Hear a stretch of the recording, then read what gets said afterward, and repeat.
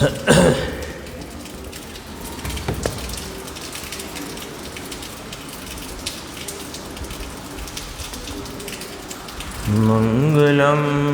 भगवान वीरो मंगलम गौतमो गणी मंगलम कुंद कुंदार्यो जैन धर्मोस्तु मंगलम सर्वमंगल मांगल्यम सर्वकल्याणकारकम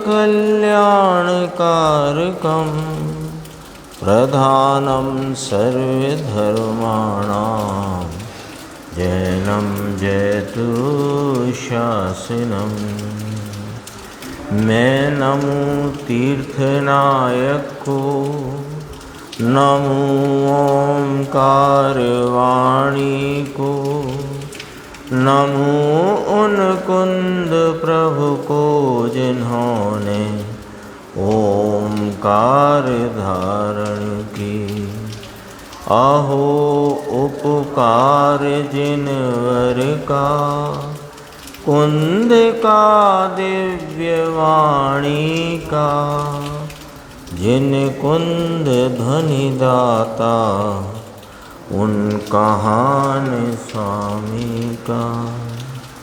नमियूण जिनम वीरम अनंत वर्णानि दंसन सहावम भोक्षामिणियम सारम केवली शुद्ध केवली भरदम।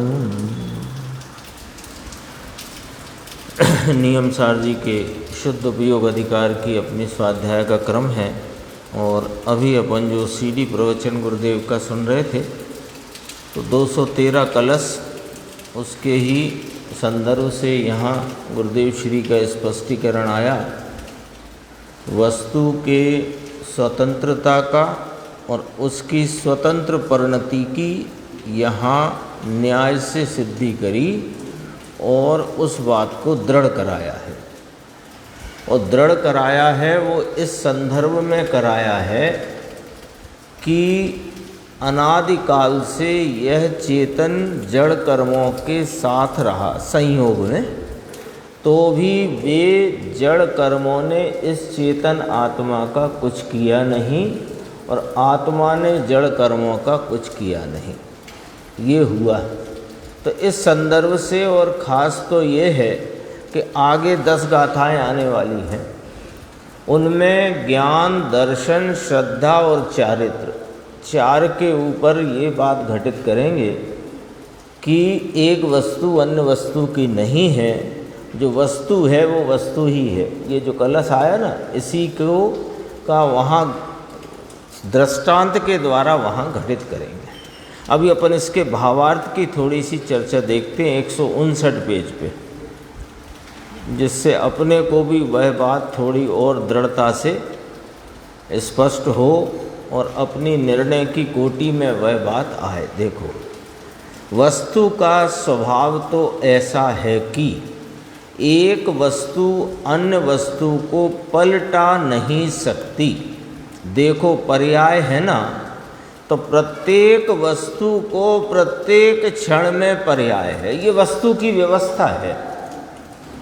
ये वस्तु की व्यवस्था है कि प्रत्येक क्षण में प्रत्येक वस्तु को पर्याय है। पर्याय है माने क्या है कि वह वस्तु प्रत्येक क्षण में अपनी उस क्षण की व्यक्त अवस्था, दशा, हालत या व्यक्तता से रहती है, पर तो वो जो व्यक्तता का भाव पलट जाता है उसे पर्याय का परिणमन कहते हैं।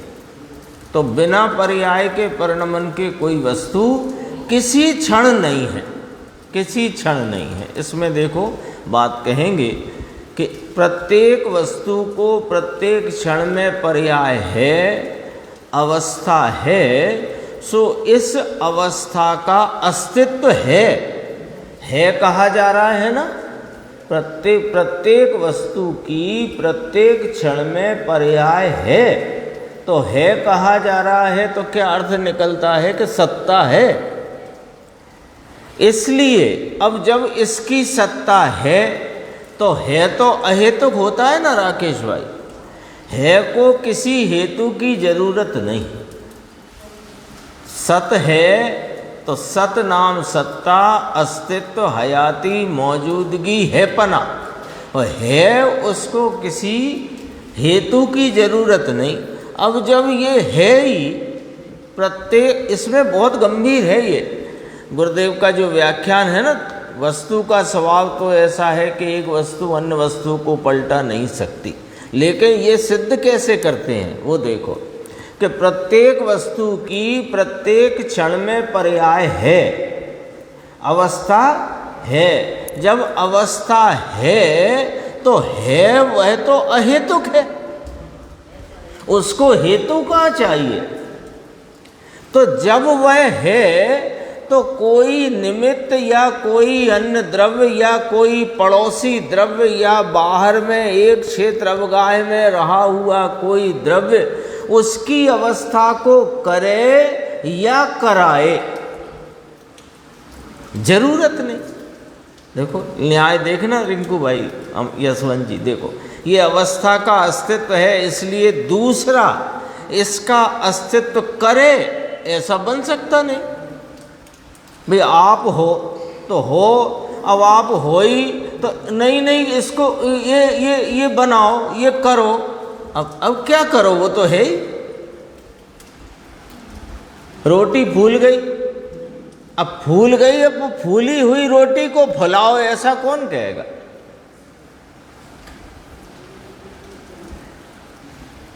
क्या गजब की बात है। अवस्था का अस्तित्व है, ये बात थोड़ी बैठनी चाहिए बिल्कुल मजबूती से कि जब अवस्था है, एक तो ये बात रखी पहले। सिद्धांत का प्रतिपादन कितना गंभीर करते हैं गुरुदेव श्री, वो देखो कि प्रत्येक वस्तु की प्रत्येक क्षण में पर्याय है। अब जब पर्याय है तो है को करे कौन। सारा कर्तृत्व का जहर उतर जाए एक इतने निर्णय में। क्या गजब बात करी। ऐसा चलता है, ये चलता है, जैसे ये हाथ चलता है, ये चलता है, इसमें इसकी इस पर्याय का अस्तित्व है। ये पर्याय के अस्तित्व को जीव कर सके ऐसा तीन काल में नहीं। वस्तु का स्वभाव तो ऐसा है कि एक वस्तु अन्य वस्तु को पलटा नहीं सकती। बाहर लोटे नाम उस ही क्षेत्र में, समीप में, नज़दीक में रहे, खड़ी रहे, वह भी अपने द्रव्य गुण और पर्याय सहित। और जिसके पास खड़ी है, लोटती है, रही है, परिणमती है, वह भी द्रव्य गुण पर्याय सहित है। बोलो कितनी सीधी सच्ची और सरल बात है कि नहीं। क्या गजब की बात है। ये उंगली है तो ये एक द्रव्य मानो वस्तु है, तो ये अपने द्रव्य गुण पर्याय सहित है, ये अपने द्रव्य गुण पर्याय सहित है। ये उंगली इस उंगली का क्यों करे, क्या करे, कैसे करे, इसकी द्रव्य गुण पर्याय रूप सत्ता अपनी अपने से है। और बाजू में रही उंगली की द्रव्य गुण पर्याय रूप सत्ता अपनी अपने से है। जब है तो करे क्या। नहीं, गजब की बात है। यानी वैसे बोलने चालने में, कहने सुनने में, याद रखने में सबसे सरल बात, लेकिन विचार करके निर्णय की कोटि में लाने के लिए इसमें गहरा मंथन चाहिए। अपने को गहराई से विचार करके इसको निर्णय की कोटि में लाना ही पड़ेगा। क्यों कि सारा तत्व निर्णय यहाँ से शुरू होगा। तत्व निर्णय शुरू हो ना, हाँ, तो यहां से शुरू होगा, इसके पहले शुरू नहीं होगा। क्यों कि जब तक दो द्रव्यों की भिन्नता और उनकी भिन्न भिन्न परिणमन की स्वतंत्रता वह हम अपने निर्णय में खड़ी नहीं रखेंगे, तो फिर इस आत्मा का हित कैसे होगा, उस आत्मा के हित की क्या विधि है, उसमें हम अनेक प्रकार के आगम में कहे गए व्यवहार निरूपण से हम धोखा खा जाएंगे। इसलिए की बात है, गंभीर है। देखो, द्रव्य गुण पर्याय सहित ये वस्तु कौन से समय नहीं है, सो बता दो।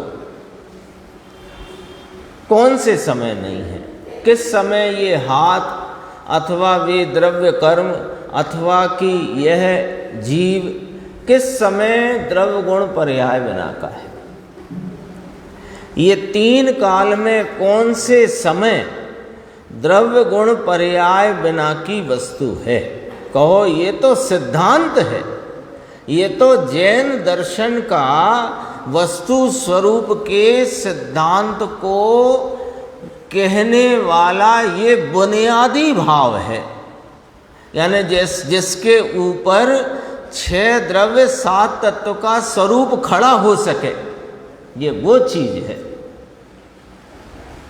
भाई। 6 द्रव्य 6 द्रव्य है ना, जाति से 6, संख्या से अनंत। अब ये अनंत कैसे सिद्ध करोगे कि ये अनंत है? वो अनंत को अनंत सिद्ध करने की बुनियाद है ये।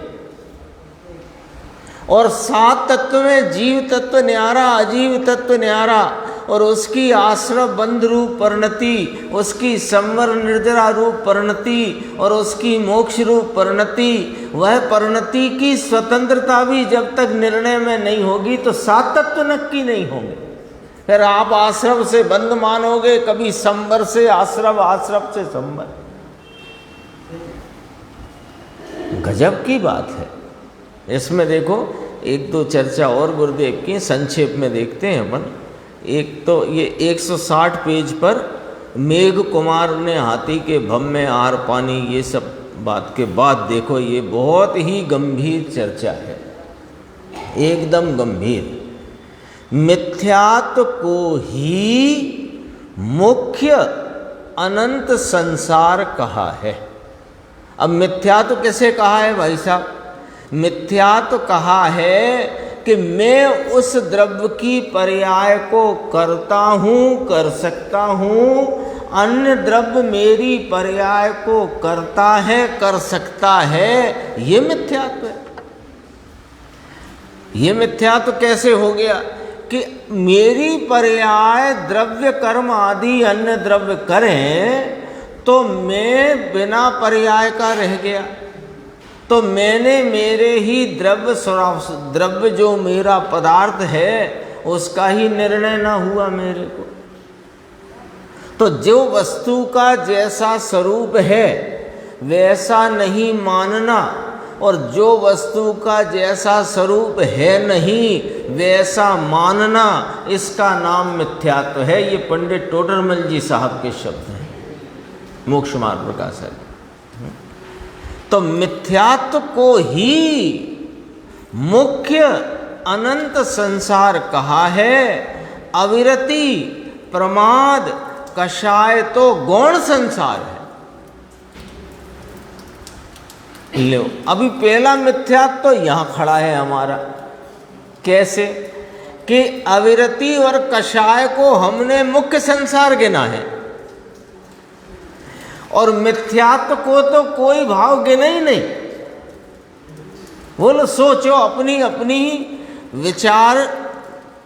विचार शक्ति के द्वारा अपने स्वयं का क्या हम समझते हैं, क्या हम मानते हैं, क्या हमने अब तक ये वस्तु व्यवस्था के संबंध में जाना समझा है। इस बात का आप अपने ही विचार शक्ति के कांटे पर तोल लो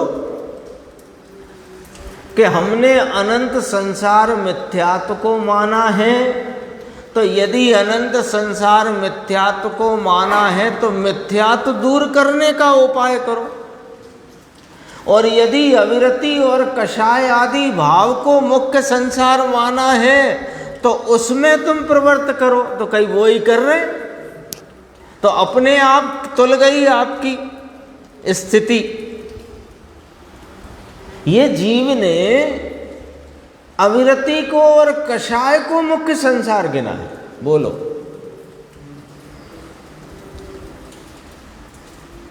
जरा दूसरे का रहन सहन, अपना खुद का रहन सहन, खाना पीना वो आगमोक्त नहीं है तो इसे लगा कि यही मेरी गलती है।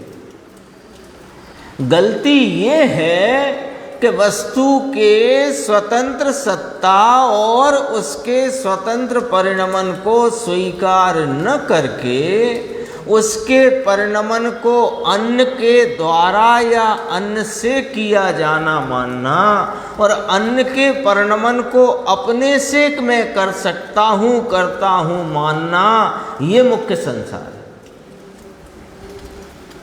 गुरुदेव कहते तो बात बहुत सरलता से, यानी बात सीधी सीधी सी कहते हैं, लेकिन बात गंभीर बहुत होती है। क्योंकि जहाँ एक तत्व की विपरीत मान्यता हुई तो अनंत तत्व की मिथ्या मान्यता हुई। 100 अटैची में आपने एक किसी अन्य की अटैची को अपनी कर लिया तो बोलो सब गड़बड़ हो गई कि नहीं हो गई? पूरा ही मामला गड़बड़ है। कभी कभी जाते हैं ना अपन, तो ट्रेन में अपना टिकट है, रिजर्वेशन है, सीट फिक्स है, गलती से कोई दूसरे डिब्बे में चढ़ गए और सीट अपन ने अपने नंबर वाली पकड़ ली, तो वो कब तक कलेश रहता है कि जब तक के सही सीट पे नहीं पहुंच जाओ।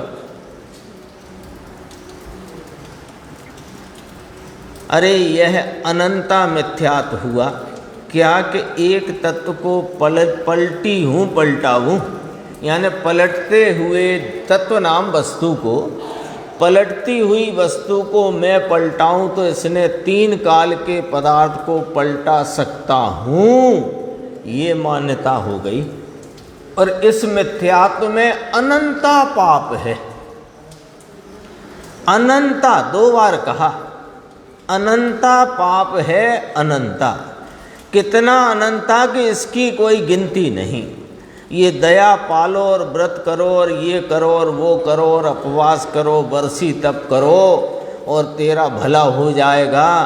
तो कहा कि भैया ये तेरे मिथ्यात्व का ही जोर है, जो इस प्रकार से तुम अपना स्वरूप समझे बिना, स्वरूप का निर्णय किए बिना तुम ये आत्मा का हित चाहते हो, तो ये तो संभव है नहीं।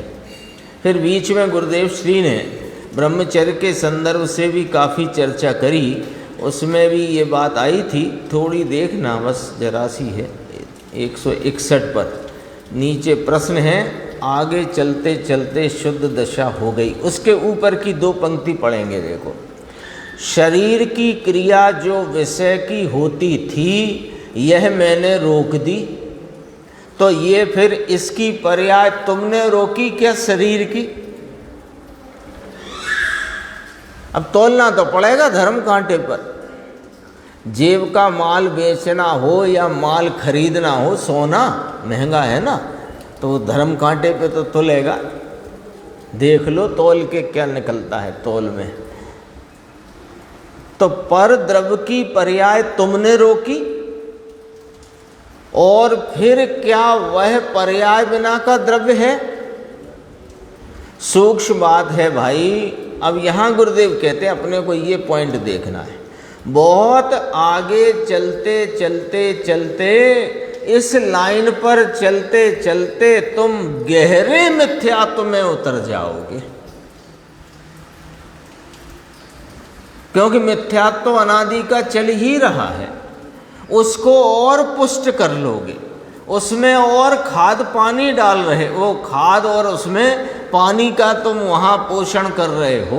कैसे कर रहे हो कि ये बाह्य क्रियाएं शरीर की मैं करता हूं, मैं कर सकता हूं, मैंने करी। कहा आगा चलता चलता चलता। तो मुमुक्षु ने उस वाक्य को, गुरुदेव ने तो पूरा न किया था, नीचे किया। तो उसने कहा कि आगे चलते चलते साफ शुद्ध दशा हो गई। ब्रह्मचर्य पालते पालते शरीर की दशा अवस्था क्रिया को रोक करके आगे चल के शुद्ध हो गए। कि शुद्ध नहीं हो गए, सुनो, सूक्ष्म बात है, आगे जाने से सूक्ष्म विपरीतता हो गई। सूक्ष्म विपरीतता क्या होती है कि स्थूल विपरीतता थी अभी कि मैं भोजन करता हूँ, मैं धन कमाता हूँ, मैं बच्चों का पालन पोषण करता हूँ, मैं समाज का निभाए करता हूँ, आदि इत्यादि। ये स्थूल विपरीतता थी। अब तुमने शरीर की क्रिया और उसमें धर्म होता है और उस धर्म के द्वारा मेरा हित हो जाएगा, ये तुम्हारी सूक्ष्म विपरीतता गहरी हो गई। बातें कठिन हैं, लेकिन स्वीकार करेंगे तो लाभ होगा और नहीं करेंगे तो कुछ नुकसान नहीं होगा। क्यों नुकसान नहीं होगा चंद्रेश भाई? क्योंकि जो अनादि से धक्के खाते आए हो तो और खाओगे, और क्या होगा। देखो 162 इसमें जो प्रवचन पूर्ण हुआ है ना, उसके पहले का पैराग्राफ है, उसके बोल्ड अक्षर अकेले बस इस विषय को पूरा करते हैं। चेतन को जड़ करके स्वयं तो परिणमा सकता नहीं। तो फिर पुद्गल ने चेतन का क्या किया?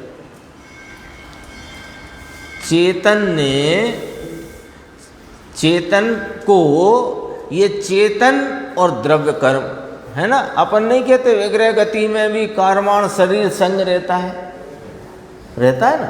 तो अनादि से एक समय भी ये कर्म पुद्गल परमाणुओं के संयोग बिना ना रहा। ठीक है, तो नहीं रहा तो नहीं रहा, ये तो ठीक। लेकिन अब प्रश्न ये है, क्या ये चेतन उस अचेतन कर्म परमाणुओं के साथ रहता रहता क्या जड़ हो गया? नहीं हुआ ना। तो पुद्गल ने फिर चेतन का क्या किया? कुछ भी ना किया। तो ये लिया ना, चेतन न सो करियो, चेतन का क्या किया कि कुछ भी ना किया। इस ऊपर से, इस महासिद्धांत पर से ऐसा समझना कि व्यवहार से पर द्रव्यों का और आत्मा का ज्ञेय ज्ञायक संबंध होने पर भी पर द्रव्य ज्ञायक का कुछ करते नहीं और ज्ञायक पर द्रव्य को कुछ करता नहीं। ये आगे की गाथाओं के संदर्भ से यहाँ पर ये बात आई है। अपनी 173-74 नंबर की गाथा नियम सारजी में शुद्ध उपयोग अधिकार की चल रही है। उसमें अपन अपनी चर्चा को 250 नंबर के पेज से आगे बढ़ाते हैं। इसमें ये कहा गया था कि मन परिणति पूर्वक जो वचन हैं उनको बंध का कारण कहा। इच्छा रूपी भाव के साथ होने वाले वचन उनको बंध का कारण कहा। और केवली परमात्मा को मन परिणति का अभाव होने से और इच्छा का अभाव होने से उनके जो वचन रूप, अब उनके वचन तो कहने में आते हैं निमित्त नैमित्तिक संबंध से, तो वह बंध के कारण नहीं होते। ये विषय है अपना। विषय पलटते हैं तो थोड़ा अपने को ख्याल में ले लेना चाहिए। अब देखो यहाँ 250 पेज से ऊपर की 4 पंक्ति छोड़कर ये यहाँ कहते हैं केवली को नहीं होता, बंद नहीं होता है, और इच्छा पूर्वक वचन ही साविलास स्वरूप जीव को, सा अभिलाष, अभिलाष सहित, इच्छा सहित, तो इच्छा सहित स्वरूप वाले जीव को, साविलास इच्छा पूर्वक जीव को बंध का कारण है। मुमुक्षुन का अभिलाष सहित होए तो बंध का कारण, उसने अपनी तरफ से पुष्टि करवाना चाहिए। तो कहते हैं इच्छा इच्छा इच्छा पूर्वक वाणी निकलती है, ये बंध का कारण है। प्रभु कठिन बात, छद्मस्त को भी इच्छा करके मैं बोलता हूँ, ये खोटी बात है। यानी भगवान तो इच्छा करके बोलते नहीं, ये बात तो यहाँ कही ही जा रही है, लेकिन मैं इच्छा करके बोलता हूँ, ये बात भी गलत है, गलत है ये बात। इच्छा करके नहीं बोल सकता, क्योंकि इच्छा आत्मा का विकारी परिणाम है और जो वाणी वचन है वो पुद्गल का परिणाम। और ये अभी अपन ने वो अपना जो कलश चल रहा था 213, उसमें ये बात आ चुकी है।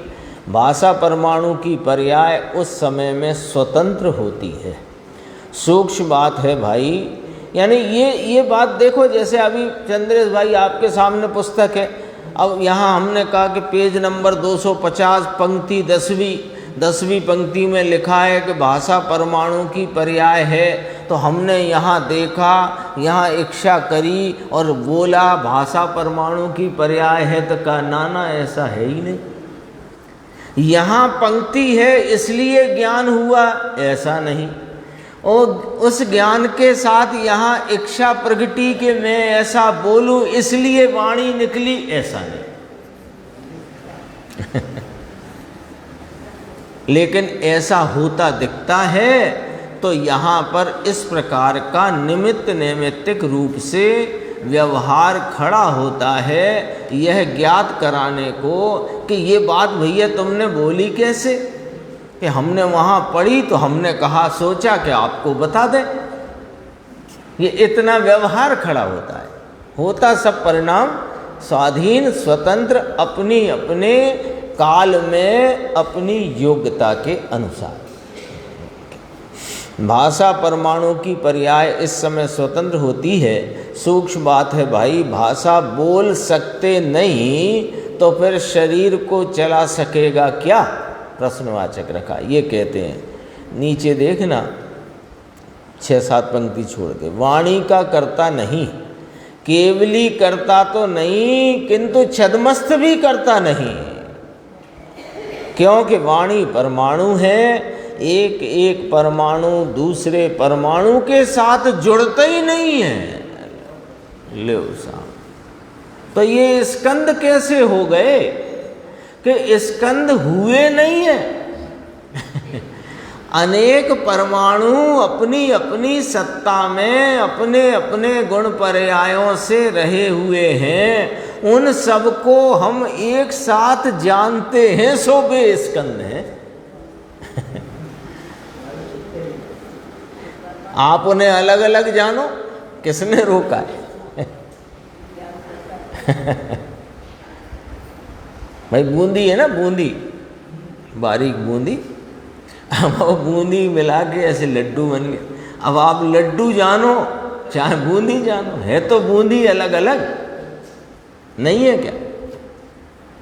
हम तो ऐसे लड्डू कहते हैं। अरे आप लड्डू कहो, पेड़ा कहो, मर्जी आए सो कहो। कोई मोदक कहता है उधर महाराष्ट्र में, तो जो तुम्हें समझ में आए सो कहो, किसी ने रोका है क्या? लेकिन हमें ये बता दो वो बूंदी बूंदी बूंदी बूंदी अलग अलग है कि नहीं है। ये तो उदाहरण की, इसमें एक परमाणु दूसरे परमाणु को छूता नहीं है। गजब बात है प्रभु, एक परमाणु दूसरे परमाणु को छूता नहीं है। एक आकाश का एक प्रदेश कितना सूक्ष्म है कि एक परमाणु जितना स्थान घेरे उसे एक प्रदेश कहते हैं, इतना ही है ना। और आगम कहते हैं प्रदेश निरंश है, परमाणु निरंश है, प्रदेश निरंश है, समय निरंश है, पर्याय निरंश है, यानी इसके और अंश नहीं होते। ये वाली बात है ना। तो सूक्ष्मतम है वो प्रदेश। वो एक प्रदेश पर अनंते परमाणु रहे तो भी वे अनंते हैं और अपने अपने में, अपने अपने में है, और वे एक दूसरे को छूते ही नहीं। छूते नहीं माने अपने द्रव गुण पर्याय को छोड़कर अन्य के गुण पर्याय रूप या द्रव रूप नहीं होते। देखो इसमें अब थोड़ी बात अच्छी ऐसी 252 पेज पे बहुत रस रूप बात है, ये कहना चाहते हैं। 10 पंक्ति छोड़कर बीच में देखना।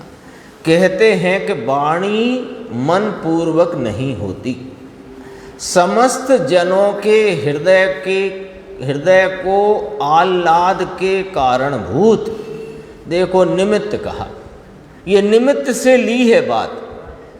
भगवान की दिव्य ध्वनि ये कथन निमित्त का है, भगवान के ध्वनि होती ही नहीं। भगवान चेतन वस्तु हैं और चेतन वस्तु में ज्ञान दर्शन सुख चारित्र वीर आदि अनंत गुण हैं, पर कोई गुण बताओ जो ध्वनि उत्पन्न करता हो। ध्वनि तो भाषा वर्णना पुद्गल का परिणमन है। तो भगवान की दिव्य ध्वनि ये कौन सा कथन कहलाया? व्यवहार कथन निमित्त से बताया जाने वाला। ये निमित्त से लिया। सुनने वाले के हृदय में आह्लाद होता है। ये तो इसके आह्लाद का कर्ता तो ये आत्मा है। कौन सा? जिसको आह्लाद हुआ उसका आत्मा। आह्लाद नाम उस संबंधी हर्ष रूप राग। वाणी तो निमित्त है, वाणी से वहाँ आह्लाद होए ऐसा नहीं, भगवान से वाणी होए ऐसा नहीं, वाणी से मुझे आह्लाद होए ऐसा नहीं। कठिन बात है, मार्ग बहुत आकरो। आकरो नाम कठिन। कठिन क्यों? इसमें क्यों कठिनाई? अरे चलती हुई जो जगत व्यवस्था, हमारी बोलचाल की व्यवस्था, और उस बोलचाल की व्यवस्था के द्वारा पदार्थों को जानने की हमारी जो आदत और सिस्टम उससे विपरीत है। इच्छा अपने होती है, हर्ष रूप परिणाम अपना हुआ इस चेतन में। और वाणी ने क्या किया उसमें? भगवान की दिव्य ध्वनि खिरी ओम, और सुनने वाले के हृदय में हर्ष रूप राग हुआ, आह्लाद जिसे कहा। तो वो आह्लाद जिस आत्मा की परिणति में हुआ है, वह आह्लाद या हर्ष रूप राग किसने किया? वाणी ने किया। भगवान की कर सकते नहीं। वाणी मेरे राग का कर्ता कैसे होए? और वाणी को भगवान ने किया कि नहीं? भगवान चेतन वस्तु वे इस वाणी पुद्गल के कर्ता कैसे हुए? बोलो। इसलिए कहा कठिन बात है। 66 दिन तक भगवान महावीर की दिव्य ध्वनि खिरी नहीं। फिर इंद्र को विकल्प आया, फिर इंद्र को ने अवधि ज्ञान लगाया, फिर वो सब घटना आपको मालूम है। फिर 66 दिन बाद दिव्य ध्वनि खिरी, फिर खिरी और वहाँ पर जो समूह शरण में भव्य जीव और जो भी जीव वहाँ थे, उनके अंतरंग चित्त में बहुत अति आह्लाद हुआ। तो भगवान की दिव्य, अब पूरा वाक्य सुनना, भगवान की दिव्य ध्वनि खिरते ही वहाँ उपस्थित अनेक प्रकार के जीवों के हृदय में आह्लाद हुआ। अब कितने काम बता दिए इसमें? भगवान का केवल ज्ञान, वहाँ खिरती हुई दिव्य ध्वनि, उसको सुनता हुआ यानी उसका ज्ञान करता हुआ जीव, और वहाँ हर्ष रूप राग का उस जीव को उत्पन्न परिणाम। मोटे मोटे हैं ये 4 काम। इन 4 में बताओ किसने किसका क्या किया? भगवान ने दिव्य ध्वनि नहीं खिराई, और दिव्य ध्वनि संबंधी ज्ञान हुआ, उससे राग ना हुआ, ये भी समझ लेना।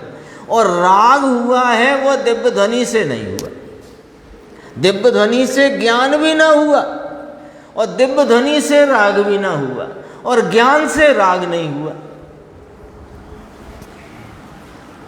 क्योंकि ज्ञान ज्ञान करे कि राग करे।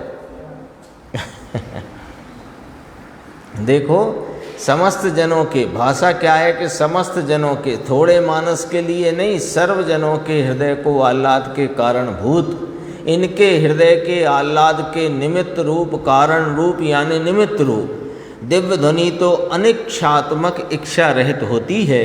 भगवान को दिव्य ध्वनि अनिच्छात्मक होती है। जड़ को क्या खबर पड़े कि ये सर्वज्ञ हैं और मैं सर्वज्ञ की बात करता हूँ, वो दिव्य ध्वनि क्या जाने। सर्वज्ञ हुए और दिव्य ध्वनि आई, ये जड़ को क्या खबर है।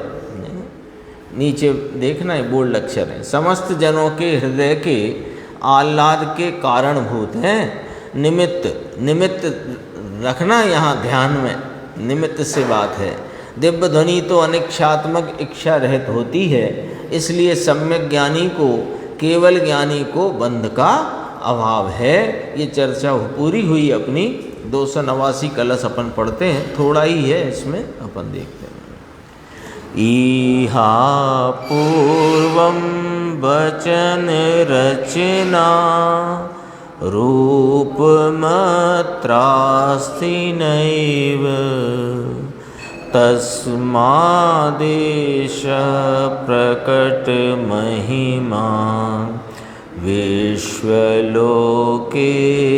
भरता अस्मिन् बन्धः कथमिव भवेद् द्रव्य भावात्मकोऽयं मोहाभावान् खलु निखिलं रागरोषादिजालम्।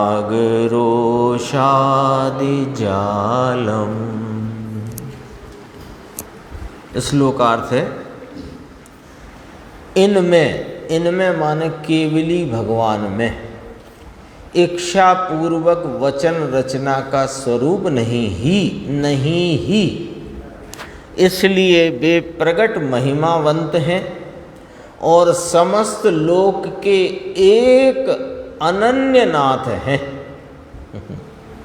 अनन्य नाथ कहा यहाँ देखो, क्योंकि वे समस्त लोग को जानते हैं, है ना। नाथ का अपन आगे देखेंगे तो इसमें खुलासा थोड़ा आया है।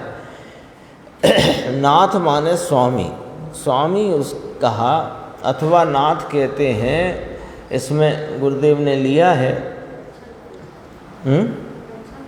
हाँ, रक्षण करते हैं उसको, यहाँ गुरुदेव ने लिया, मेरे ख्याल से निकल गया वो शब्द।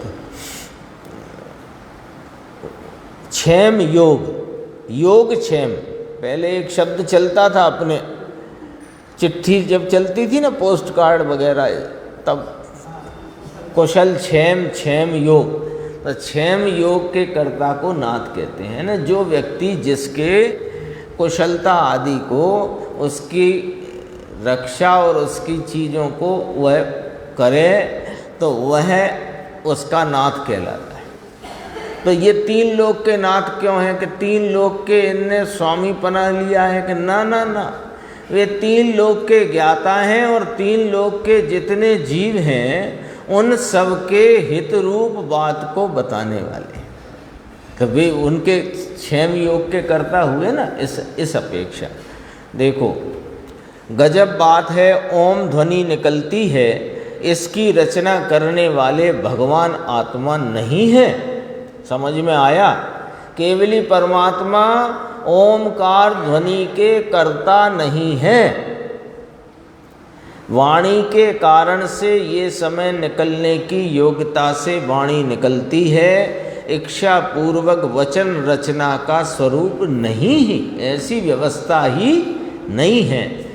फिर भगवान को, है ना, भगवान की बात चलती है ना, ऐसे तो किसी को ही नहीं है पर भगवान की, इसलिए वे प्रगट महिमावंत भगवान हैं और समस्त लोक के एक अनन्य नाथ हैं। इच्छा न मिले, इच्छा है नहीं, मन के साथ जुड़ान है नहीं, भाव मन की परिणति उनको है नहीं, तो वाणी कहाँ से आए?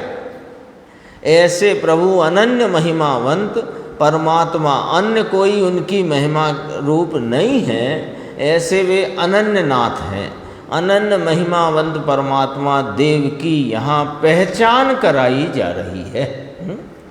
अरिहंत देव ऐसे होते हैं। देखो अरिहंत देव कैसे होते हैं, जो वाणी के कर्ता नहीं, वे अरिहंत देव होते हैं।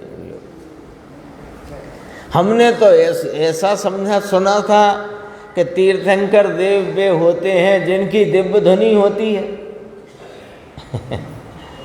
और अब आप हमें ऐसी पहचान करा रहे हो कि अरिहंत भगवान तीर्थंकर परमात्मा तो वे होते हैं जो वाणी के कर्ता नहीं। उनके वाणी होती है, ये निमित्त से कथन है, वे वाणी के कर्ता नहीं, ये वस्तु का स्वरूप है। समझना तो पड़ेगी बात। ये भगवान को रोग होए और दवा ले, ये सब श्वेतांबर में चलती है ना बात, तो वो गुरुदेव को क्या थोड़ी पीड़ा सी लगती है जब अरिहंत भगवान का स्वरूप वे विचार करते हैं, तो वो उनको वो बात पीड़ा दे जाती है, इसलिए वो कभी कभी उन्हें याद आ जाती है। आगे देखना, ये पेज नंबर 256 पे नीचे ये यहाँ कहा कि मोह भाव के अभाव के कारण उनको वास्तव में समस्त राग देशादि समूह तो है नहीं। यानी द्रव्य भाव स्वरूप ऐसा ये बंद किस रीति से होए, ये समय सार के संदर्भ से गुरुदेव ने चर्चा ली है। फिर अपनी ये आई कि वाणी भी निकलती है तो कहते हैं मन पूर्वक नहीं, ज्ञान पूर्वक तो नहीं ही। मन का भाव मन रूप परिणमन इच्छा का और मन की परिणति तो उनके है ही नहीं, लेकिन केवल ज्ञान तो वर्तता है ना। उनकी ज्ञान की प्रति समय की होती हुई उस परिणति में तीन लोक के समस्त द्रव्य गुण पर्याय प्रत्यक्ष जानने में आ तो रहे हैं ना, तो इसलिए वहां वाणी निकलती है कि ऐसा है ही नहीं। ये बात भगवान ने देखो क्या कहा, वाणी जो भगवान की, भगवान को पहचानना बापू, ये बात कोई साधारण है क्या? भगवान की पहचान करना साधारण बात नहीं है। क्यों? भगवान की पहचान इस भगवान को पहचाने बिना होती नहीं। तो वे भगवान किस काम के, कि वे भगवान इस काम के हैं कि वे अपनी प्रकट अवस्था के द्वारा हमको हमारा स्वरूप दिखाते हैं। तुम उस स्वरूप को देखकर उसके आलम्बन लेकर उसकी प्रतीति करो, उसका आस्वादन करो, तो तुम्हें भगवान अरिहंत का स्वरूप जो प्रकट है उसकी पहचान होगी। देखो भगवान त्रिलोकनाथ अरिहंत देव कहते हैं हमको वाणी तो नहीं, हम तो वाणी बोलते भी नहीं, इच्छा ही नहीं, हम तो आनंद ज्ञान में हैं। सकल गे ज्ञायक तदपि निजानंद रसलीन। भाषा की पर्याय भी होती है, ये आती है भवि जन के पुण्य के कारण से। ये एक स्तवन याद किया गुरुदेव ने, भवि भागन वस जोगे वसाए, ये भी निमित्त से कथन है। भवि भागन के वश, ये भी निमित्त से कथन है। ये चर्चा अपनी 289 श्लोक की हुई। 2 श्लोक और हैं, उन पे अपन आगे की स्वाध्याय में चर्चा करेंगे।